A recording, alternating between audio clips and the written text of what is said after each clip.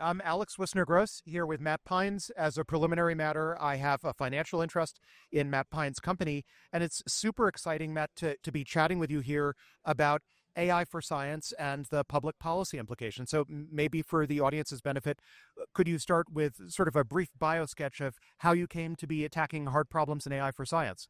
Yes, pleasure, Alex, and great to have your support. So I did undergrad in physics and philosophy. I wanted to become a physicist until I saw what academic physics was really like.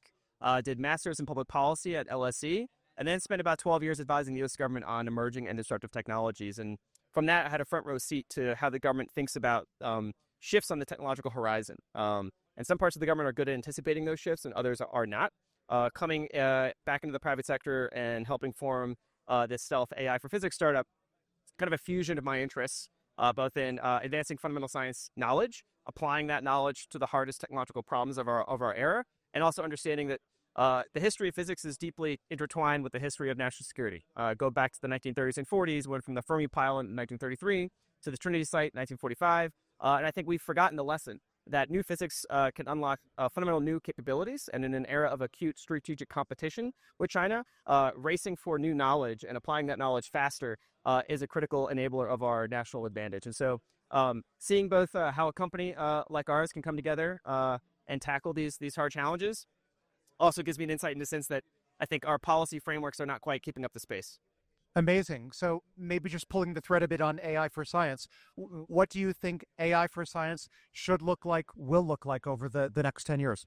I think we're entering an era of abundant discovery where the rate limiting factor isn't your ability to solve hard problems. It's asking the right questions and understanding what you want to do with those answers and how to digest a glut of new discoveries as a society where the discoveries could be potentially destabilizing, could have unintended side effects. And so I think our institutional arrangements for how we have constructed science in the 20th century are going to be radically transformed.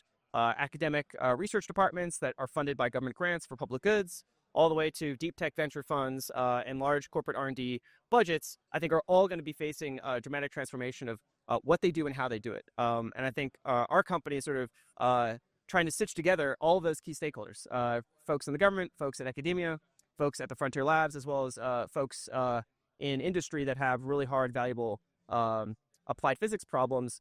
They're all looking at these disruptive technologies and reassessing how they do their jobs. Amazing. And from a public policy perspective, what do you think the future next 10 years, say, of public policy as it relates to AI for science looks like?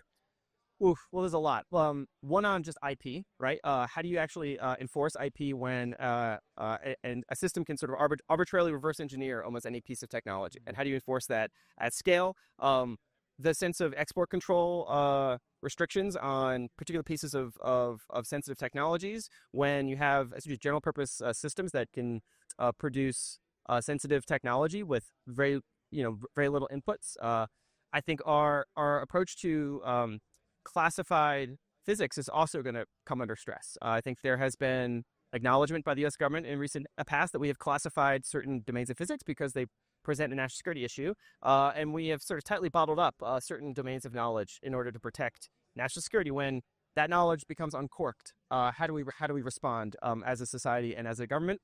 And I think our general attitude towards fundamental science is going to shift as a society. I think we've forgotten the lesson that you can rapidly go from breakthroughs in fundamental science to disruptive technology that doesn't require Manhattan Project level scale. It doesn't require thousands of people armored in the desert. It just requires relatively small amounts of team with large amounts of compute, and they can generate world-shaking discoveries.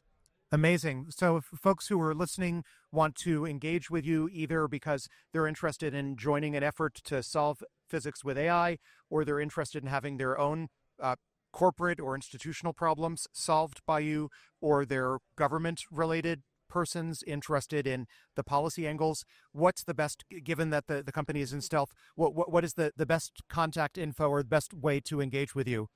LinkedIn's probably the best. Matthew Pines on LinkedIn. I'm also on Twitter, Matthew_Pines. So either follow me there, hit me up with DMs. And we're interested in the hardest problems, the hardest applied physics problems, the hardest commercial challenges that have physics as an upstream bottleneck. And we're taking an inventory of those hardest problems, and we intend to point our systems at them and try to solve them. Well, you heard it there, breaking the fourth wall. If you have the world's hardest problems, send Matt Pines a LinkedIn or other DM on social media, and Matt's company will solve them for you with AI.